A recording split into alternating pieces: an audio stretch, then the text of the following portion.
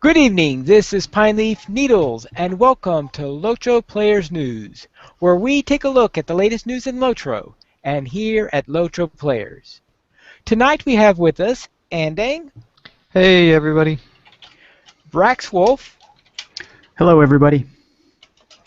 Ethelros, Hello. and the Dark Draculetta. Greetings, everybody. And tonight we don't have much news, but I think we have a bit to discuss. So we'll begin with LOTRO among the MMO Hall of Fame. And Draculetta, you seem to have something to do with this. Why, yes, I do. Well, I don't have anything to do with it per se, but I wrote the article. Everyone plays it because you do. That's right. I said, make it be, put them in the Hall of Fame. And they were. No. To tell you the truth, I didn't even know there was an MMO Hall of Fame until this happened. But it's actually a group of industry insiders that actually vote on the games to put into the Hall of Fame. And LOTRO did, well, they're in fourth place, but they tied at third at 70%, so I'm not sure how they figured out they're in fourth. But that's pretty good. The games ahead of them are PlanetSide was in third, Star Wars Galaxies was second, and Guild Wars was first. So I would say that's a pretty good company to be up that high with.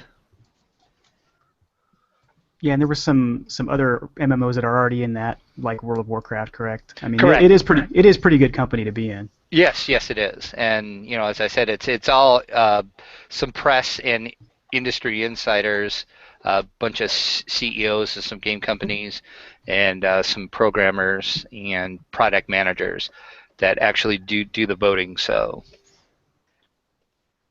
All right, and what is the result of the votes? You get to say that you're in the MMO Hall of Fame. Well, yes, but I noticed though that they gave the top 20 vote getters, and some of them are 20%. That sounds like a bit low to be inducted into a Hall of Fame. So I was wondering what the cutoff is. Yeah, I kind of wondered that too. So the best I could figure out, because the website wasn't really a lot of help on that aspect, it looked like to me that apparently 20% must be the cutoff. Because I looked back at some previous years, and the games were 20% on there too. So. All right. Then, any more comments on the Hall of Fame before we go on? Yeah, I hope they release a LOTRO Hall of Fame edition, because I buy that. And what do you hope will be in it? Oh, all the special stuff. All this. I don't know. I have no idea. The steed of the Hall of Fame. Yeah, there you Ooh. go. A new mount, a blanket mount. Yeah, And it's it the needs to steed be of a the- scented goat candles. war steed appearance that's only available in the special Hall of Fame edition. Bronzed hobbit feet. Bronze, stop it! Oh, good grief. Then we'll head on to the layoffs. What a segue, Python. That was a transition. Most depressing segue you've ever done. Yeah. Well, yes. Welcome to the Not rest really of a the show. good segue you could do into that, though, to be fair. No, there isn't. So who wrote the Very article well. for this one? I think they should talk. I see Yeah, I do Draculetta too. is listed as the author of the original article. Yeah, I was about to say, it depends which article you're talking about. Go ahead and start us off, Drac. We're just reporting the facts that we know. Well, basically, we don't really know a lot. It was reported on several game news sites that Warner Brothers did lay off quite a few people. And Warner Brothers did release a statement when asked about it. Gamasutra actually approached them, and they said to them, quote, "As part of our normal business process, We're routinely looking at the strategic alignment of our company. Unfortunately, in order for us to invest in growth areas at Turbine, we have to eliminate some positions. These are always tough decisions which we don't approach lightly, but it's crucial that Turbine is structured in a way that reflects the current and coming marketplace. And that's pretty much officially all that we really know. Yes, that's corporate gobbledygook. Exactly. We did see some things with a few LOTRO devs reporting on Twitter. We're not going to mention their names out of respect, but obviously on the internet you can find their names out. But there were a few laid off, and that are LOTRO devs for sure. So that means that some of the LOTRO team was, in fact, laid off according to the devs themselves. So, yeah, what do you guys think about that? Probably should go around the horn on that. Yeah, Pine Leaf. Well, Never first should of start all, with Pine Leaf. yes, never start with finally. Yeah. Well, personally, I think that corporations are constantly looking for ways of, let's say, making impressive numbers at the end of quarters. And they just seem to think that laying off people is one of the best ways of handling this. And I don't know, I just get the feeling that companies are too much into let's lay off as many people as possible to make ourselves so lean that we are going to die of anorexia. But that's the only opinion I have on this matter at this time. Okay, Drac. It's, sad in this economy. I mean, I really feel sorry for those that actually were, let go. Now is probably not the best time to be looking for a job, as we all know. And Fredulous in the chat actually says that Warner Brothers statement sort of implies that LOTRO, DDO, and AC are not, and then he put in quotes, growth areas, which is kind of sad and depressing. It does imply that. I would like to make that certain that, it does imply that. We don't know for sure. Correct, yeah. That probably means that IC is the future, they think, or something stupid like that. They think that Infinite Crisis is the future, which, to be fair, MOBAs are the most popular, profitable PC kind of game that's out there right now. So it does make sense that they're pursuing that just from that point of view. I don't think Infinite Crisis is necessarily the answer, but it does make sense from a just numbers business point of view. Well, they see it as a growth area.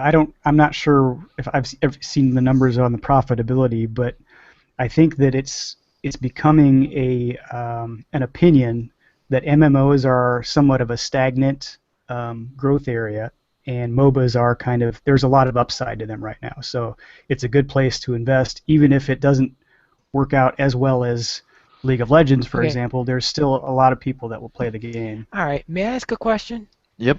What exactly is a MOBA? MOBA is a League of Legends or a Dota.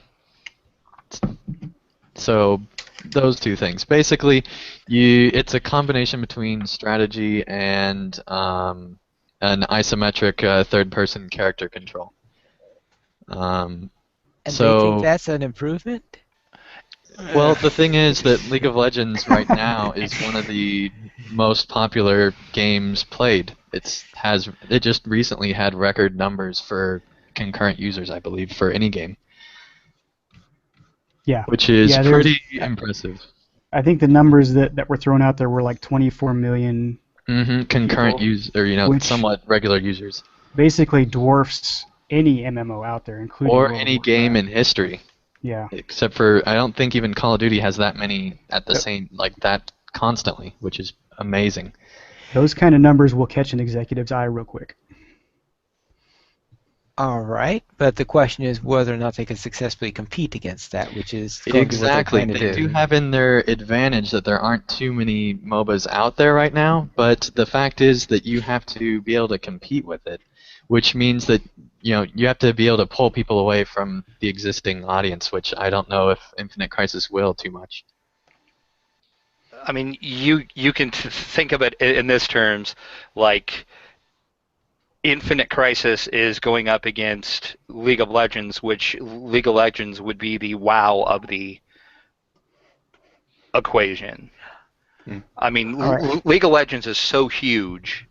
I don't think anything is going to be able to compete. Just like how WoW is so huge. So this is essentially a player versus player RTS game. It can be player Correct, versus yeah. AI, at least in League of Legends. But yes, that's the Correct, yeah. main thing. Most of the time, it's player versus player battle arena type games. That's what's making them money. We'll put it that way. Right. So in other words, something I don't need to pay attention to. Right. Now, one thing to note with these kind of games is that typically there's only one map, and they just add in balance and extra items, which means that you don't need your entire dev team to be building this thing once you get it built. And so I'm guessing that there were some either laid off from Infinite Crisis or they've been moved to other places since Infinite Crisis's release is just around the corner. You don't really need an art team to still be creating a lot of stuff at that point. And things like that. Which Turbine historically has shared a lot of employees between their various games, so it's possible theoretically, and this is probably the most positive point we'll hear all night, but it's possible theoretically that once Infinite Crisis gets to that stage, that LOTRO and the other games could have more people working on them, just not necessarily the same people that have been working on them the whole time. That's the positive side of things. So, Brax, why don't you take us to the middle ground? And go ahead and talk about your article as well. Okay, so yeah, if you've been on LOTRO Players in the last couple of days, you already know my initial reaction to the layoffs. I wrote a piece the night that it happened, or the night after the day that it happened, and there were some strong emotions. I think I probably shone through a little bit. But, so two things. Since that time, I've kind of thought about what we don't know, which we've talked about already, which is a lot. We don't know a lot. And the reason for that is because Turbine has not heeded my plea in my article to come out with some kind of an update on what does this mean to the game. Yeah, I think it is worth pointing out. And I'm not the only one saying that. I think it is worth pointing out that DDO did release a statement saying what their plans were moving forward, which were, I think they basically said that they're about the same, didn't they? I didn't see that, but I heard somebody say they did that. Yeah. Yeah. So yeah, and I'm not the only one saying that. There's I know SIP has said that, and people in the forums are saying that. They're saying, "Tell us, come out and tell us." And to be clear, when I wrote that up, I was not saying, Sapiens, we want to hear something. I was saying I want the producer of the game to come out and tell us what's going on. I don't want to hear it from Sapiens. I don't think it's his job, in my opinion. And for another thing, if it was him, I would wonder if he's even getting all the real information. Not that he's not in the loop, but he's probably not in the loop, right? On everything. I would like to see an executive come out and say, this is what this means to the game. This is what I said in December. This is how it compares, or nothing has changed since then because we already had this plan in place when we came out with the producer's letter in December. Or they didn't lay off enough people to change the plan. That's the third option I'd like to point out. Right. So I'm not, even though there was probably some emotion in that post that maybe made it sound a little stronger than it should have been, I'm not backing off that point. I still believe that we should hear something, even though I'm not hopeful of that happening. And why aren't you hopeful on it? Because if they did it for DDO... Well, it's because they haven't done it yet, I think, is why. They did it already for DDO, and that was pretty quick after the news broke.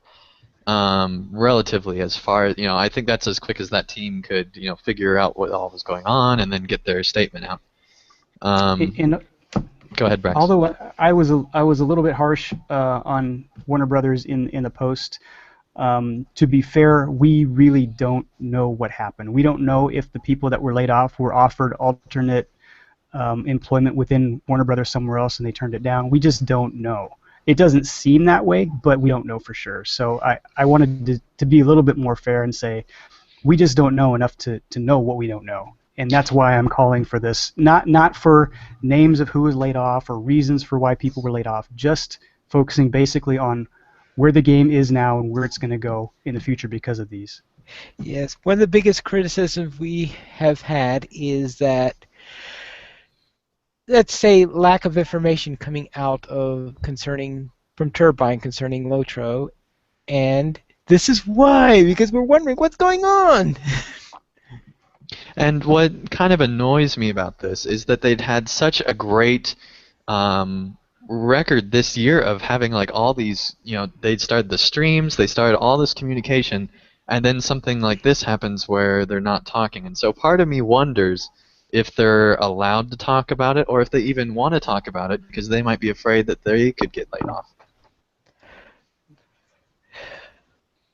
I think just for me, I just find it very strange that they would confirm it for one game and not the other. If they would not confirm it for any of them, it would make sense. It wouldn't be good, but it would make sense. Or if they did it for all of them, but just for one game, and far as I know, I'm not sure if they've done it for Asheron's Call or Infinite Crisis, but just for that one game, it just seems very strange for them to do that. I wonder if it's like this one producer decided to just go for it, or if they were given the okay and the others haven't tried yet. Well, once again, it's the perfect storm, right? They've just come out and said we're not going to do any more expansions. Then the layoffs happen, and players put this stuff together, right? And the statement from Warner Brothers says we're going to focus on more strategic things. All of these things, when you put them together, looks like a pattern. So if it's not, somebody needs to come out and tell us. Yeah, it definitely has been leading a lot of players, and I mean a lot of players, more than normal, to conclusions that may be true, maybe not true.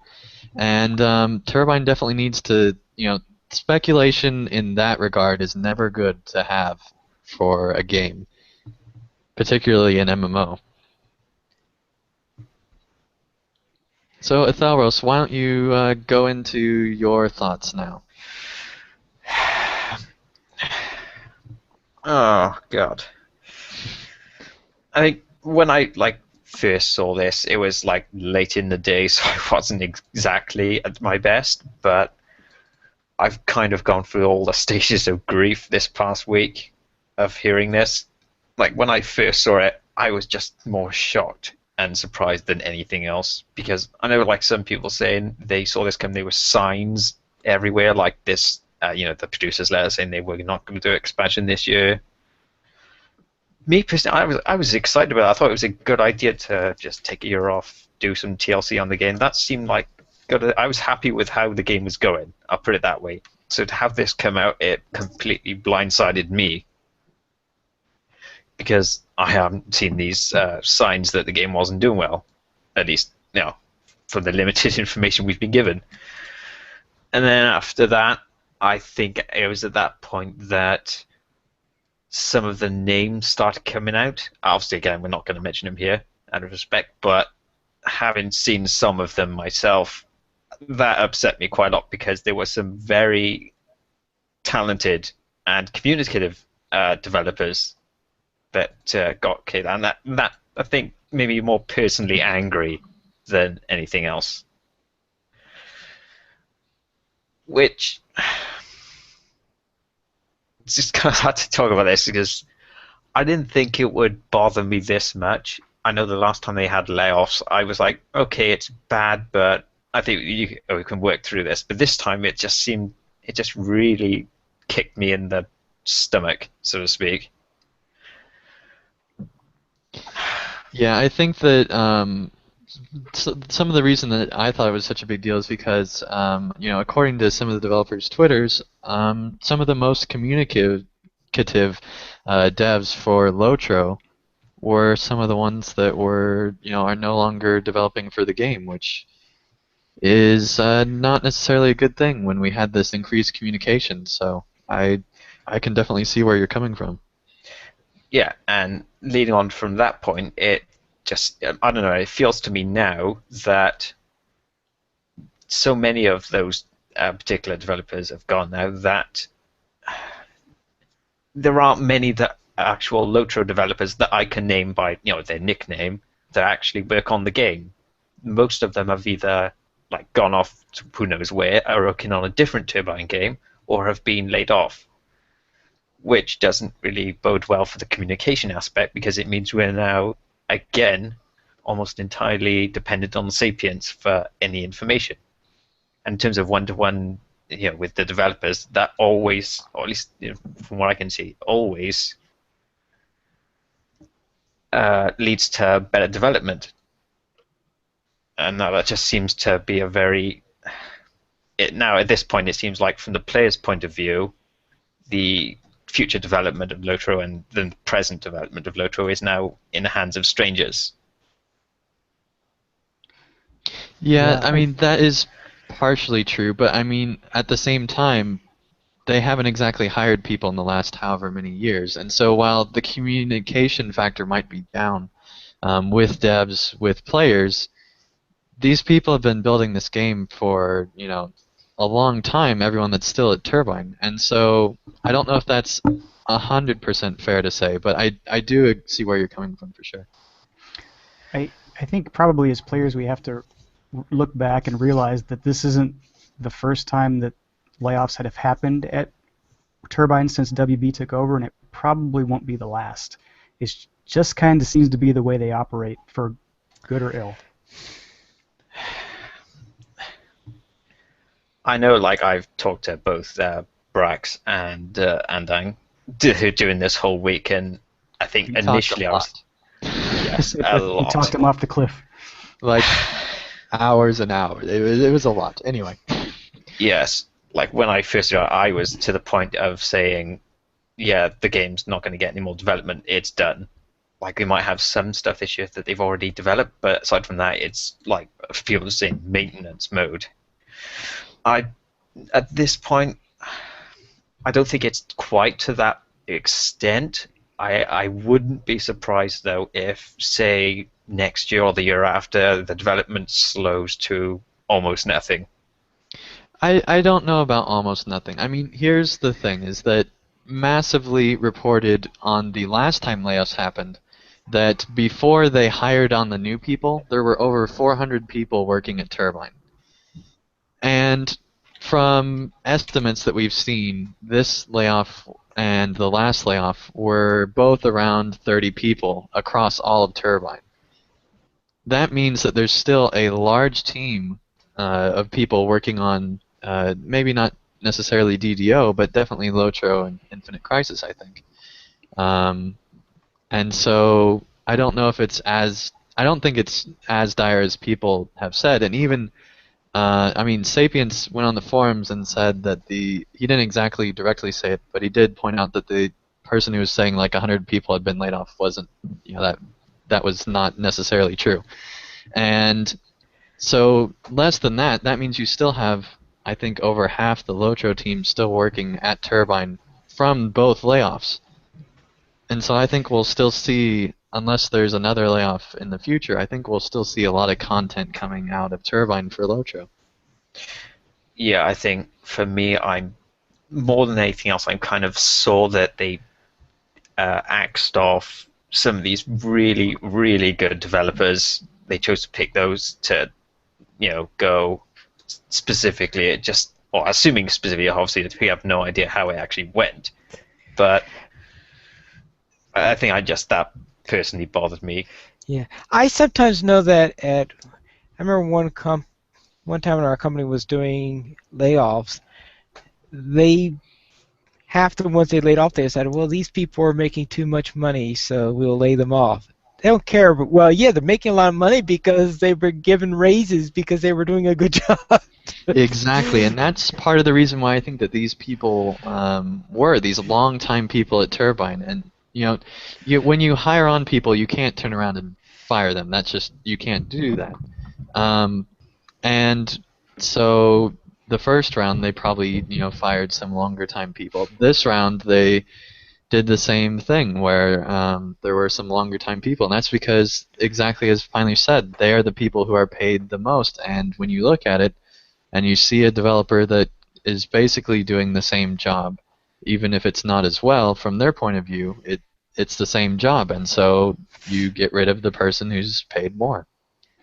Yeah, Fredulous points out that Turbine has open positions even now, and I'm not sure that makes me feel any better.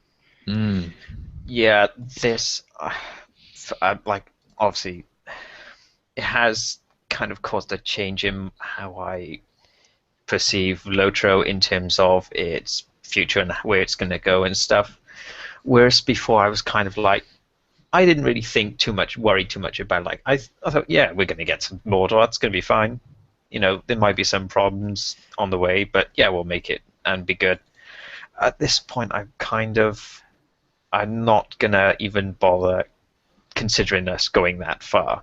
I'm not saying we won't, but I'm not going to actually think about how it's going to be. I'm just going to enjoy it as it is now, and maybe the next update, and then, you know, when we get to that one, the one after that, if there's more good stuff coming, I'll be excited for that. But any further along the roadmap than that, I'm not going to get my hopes up or anything like that. I think this has happened.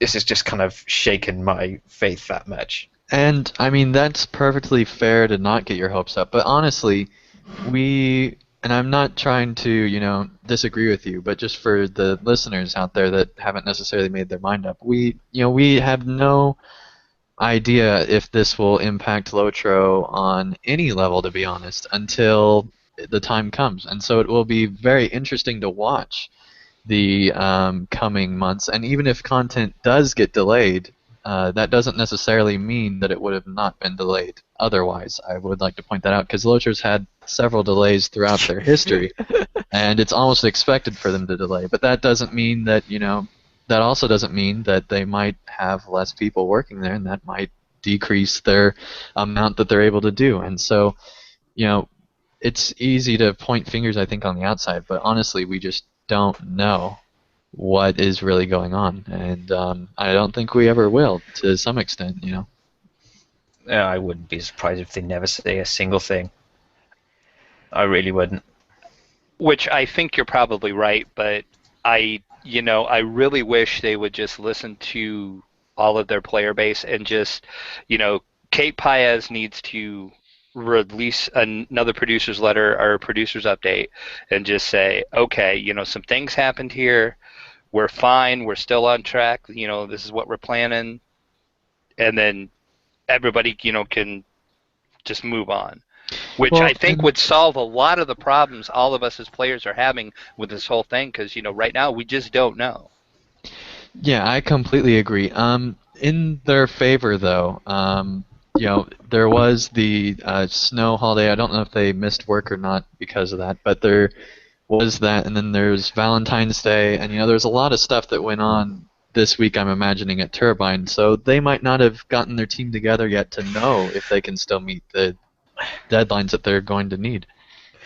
I would think that if they haven't made some sort of statement by the end of next week, then they're never going to. I think that's kind of the limit as far as they would go for that.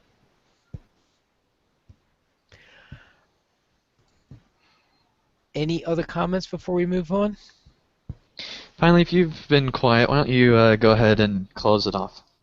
Very well.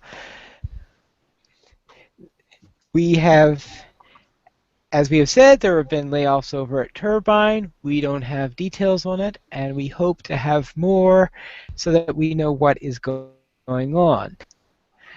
Therefore, we'll move on to regular news, in which case this is a loot box weekend. If you care about such things, which means this weekend there are extra loot boxes being dropped all over the world. And I can attest to it, because in Adventures there were several loot boxes that players who were with us got. And keys, too. And keys, yeah, they're both increased. So we have loot boxes and keys being dropped this weekend. So hopefully you'll be... maybe someone wants you to think about those instead of other things. But we also have store sales. Conspiracy theorist. I wasn't going to say it. Yeah. Store sales. Our weekend specials is 15% off of Mithril coins for February 14th through 17th, which means, so if you want Mithril coins for your Valentine, this is the time to get it. And we also have our free sample of the week, which is a random relic pack, Relic 5, one per account. And also we have expansion quests are 20% off. And these are the quests for Rohan, Moria, Mirkwood, and Isengard.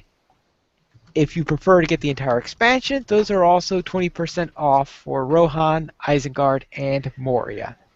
Which they don't sell the Mirkwood expansion anymore, so that makes sense. Basically, all expansions and expansion quests are on sale, Right. because I don't think there is a Mirkwood expansion.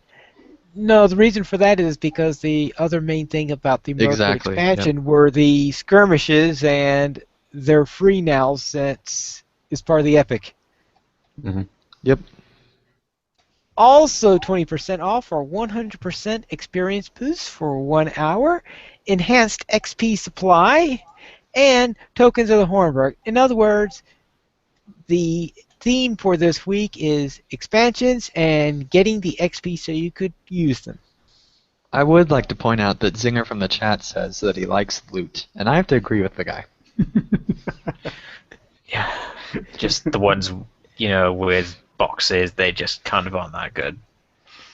All of the great, The all of the boxy great loot is not as discussion. good as the loot, yeah. all of the great discussion going on in the chat room, and you picked that comment. That's hilarious. Yes. I did. I thought it was. Oh yes. Oh yes. Yes, loot is great. They really sound nice when someone's playing them properly. LUTE. Yes. All right, let's go into our news at our website. And first of all, LOTRO video highlights. Headlights. Monsters. Or headlights. Either one, Piney. They're both good. Yes, Monsters of Middle-earth. Anding, you know anything about this? I do, Pineleaf. That's because I wrote the article. And this is about, basically, in 2009, Turbine decided that the special edition had been out long enough of the original Shadows of Angmar campaign, or base game, and they decided to go ahead and release some of the, actually all the behind-the-scenes videos on YouTube. And so this is just one of them that I picked out, and it's really interesting to see how much detail they go in to designing the monsters in Middle-earth. Back in the original game, they had silhouettes that they had to make for each different enemy type. They had to do all these things, and in order to make it be a believable world. And it really makes you, sometimes you don't really notice the monsters. You take them for granted. Well, they're just, the trash mobs that you have to get through to see the landscape. But watching and seeing how much thought and effort went into it, it helps you appreciate more the monsters in the landscape, I think. And it's definitely worth everyone's time, I think, to watch if you haven't yet. Right. We also had LOTRO Players Adventures, Episode 2, where we all entered into the Great Burrow. The Great Burrow, does that mean we went to Hobbiton and went into burrows? Oh! It must be a typo in the article. I guess you meant the Great Barrow. Yes, finally, I meant the Great Barrel. All right, yeah. We all went into the Great Barrow and ran all 3 of the instances there. You just got served, Andy. Did no one point out that typo the whole time? We need an editor. We do. LOTRO Players is now looking for an editor. It's not paid, though, so... I'd offer the proofread, but I'd feel awkward about it.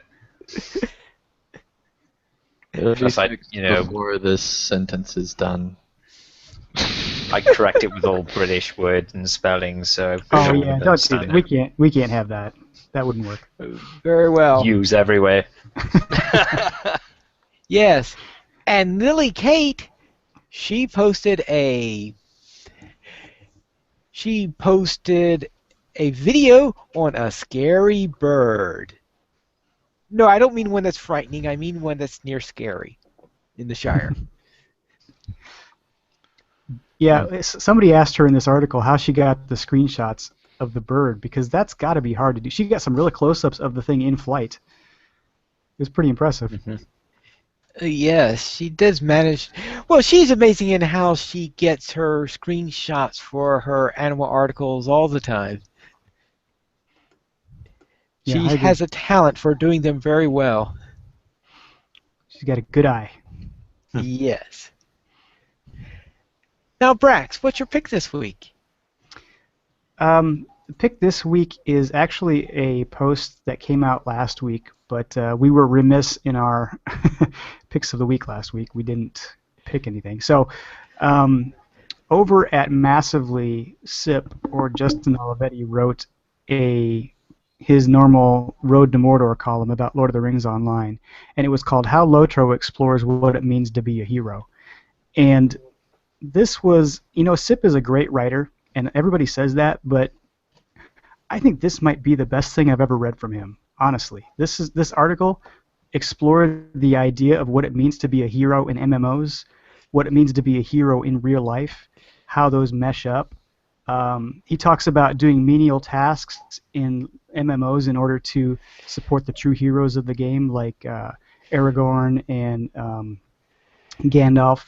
And he talks about how a lot of the heroes in real life are people that you never really know about behind the scenes, and how that actually plays really well with the way Tolkien wrote his stories, as the heroes were often the little unnoticed people. So it's just a fantastic article. It makes you kind of question your priorities a little bit, I think, when you read it, and it makes you question what your idea of a hero is and what you'd like to see within an MMO game.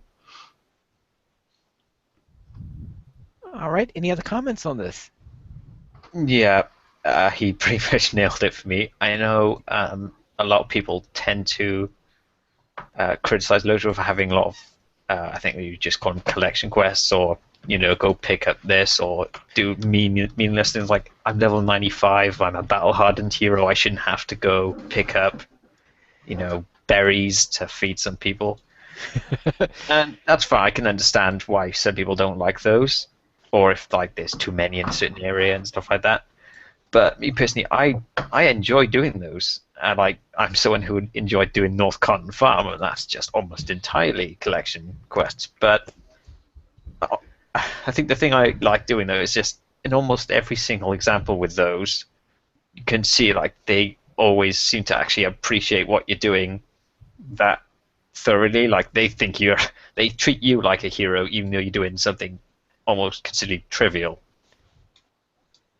Yeah, and this time around, Lord of the Rings Online even kind of, they put a little quest in there with somebody who wanted to be a hero in Helm's Deep, and he followed you around for a while and saw all the menial servanthood type tasks that you actually do as a hero, and kind of came to the realization of what it really meant. So it kind of plays into the same idea. Yeah, and I think that article really inspired, that quest really inspired Sip to write this article, and I'm glad that he got to it, because it's just a fantastic idea, and it created this fantastic article. So thank you, whoever at Turbine created that quest, and however it got to get Sip inspired. That was just great. You reminded me of an old commercial I once saw for the National Guard, where the boss was complaining about his employee on National Guard duty, that he was sandbagging, and then it showed him a scene of him putting sandbags in order to keep a flood from wiping out a city. Yeah, he was sandbagging in the literal sense rather than in the figurative sense, as the boss meant. And that shows these things that they have to do, even though you'd think of the National Guard as shooting things or stuff like that, but there are these other tasks in order to prevent disasters, which they would also do. Yeah, they do a lot more of that kind of stuff than they do actual combat, so, yeah. Something I think Krell actually referenced in the chat. I'm not sure if Sip mentioned it in the article, but there's one quest line in Rohan that almost perfectly covers this sort of thing. It's that one in Edrus where you're showing the minstrel around why you do what you do and how he... That's the one we were talking about earlier. Right, I can't remember if I actually mentioned it in here, but I absolutely love that quest line because they kind of lampshade it, and I don't think they've actually done that in the game before. So it was nice to actually finally see that. Well, I would say there have been lampshades. For example, there's a quest in Isengard, which is called Kill 10 Rats. Yeah. Yeah, there's several quests that are like that. Which still makes me laugh. Yes. Yeah, I remember there was one quest in Dunland called Because I Said So. Mhm. Yes. And he just basically tells you to do something, and he's very rude about it. Right. All right, donations. We don't have any donations this week, but we would like your support. To help support LOTRO players, simply go to the donations page where you can help support the podcast on LOTRO players and also help support the site. We have $5 and $10 mentions. For $5, you can get a mention on the podcast of your choice, while for $10 or more, you can get a mention on all of our current podcasts. But we do have some feedback, and in fact, we have a new review. Andy, could you please read our new review? I can, Pineleaf. That's because we actually received a 5-star review from Bragg. And so thank you very much, Bragg, for giving us our 5th 5-star review. And he says, "You asked for it, and you got it. LOTRO Players has quickly become the de facto site for the latest and greatest happening around the game.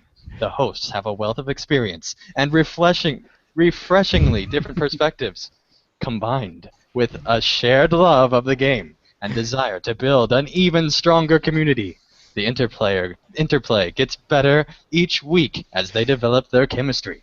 Gross. All this plus the dulcet tones of Pineleaf, the Velvet Warden. Best regards, Bragg of Villian. Show title. The The Velvet Velvet Warden? Yep. All right. And we also have some comments that are featured. For example, Airlog left a comment on episode 33 to LOTRO Players News. And Brax, do you think you could tell us this one? Wow, Pineleaf, you sound just like me reading Fox in Socks to my kids.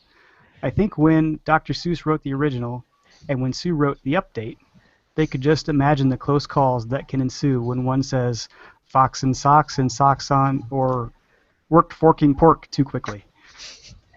Oh. Good job. That was close. Remember, this is live. There is no edit button. It's a shame I can't get the chat window to work with my Android device. Then it would be easier for me to play and listen/chat at the same time. Hope to see you guys for adventures at some point. Need to work my new alt up to level 30 plus, and 5 p.m. on a Saturday is definitely depending on Mrs. Ear and Mini Ears. It's EIRS, not EARS. They have a habit of blowing the summoning horde at inopportune times. Example, when healing a raid. Keep up the excellent work. Earlog Muscle Guts of Rittermark. Well, the trick to healing a raid is to do it so badly that they don't notice when you're not there. That's right. And thank you at Thalros for providing that sort of thing on this week's episode of LOTRO Players Adventures. That is cruel. I do my best. Mr. Musclegut is in the chat room. Thanks for your. Indeed, yeah, thanks. Thanks for trying to trip me up there. Very well. And Anthony also has left a comment on episode 33 of LOTRO Players News, and he has a limerick. There once was a hobbit from South Farthing, whose belly was so large it was alarming. Wargs ran in fear, and so did the deer, when his belly just started a rumbling. Good job, guys. That's not part of the poem, by the way. And Lily Kate left a comment on episode 33. Everybody's leaving episode 33 comments, it looks like. Yeah, it was a popular show. Yes, and she said, "Great show. Thanks, Brax, Drac, Ethelros, and the other ones." That was a makeup call right there. That was. Just to make up for last week. And, little Kate, I think me and Pineleaf like you a little bit less.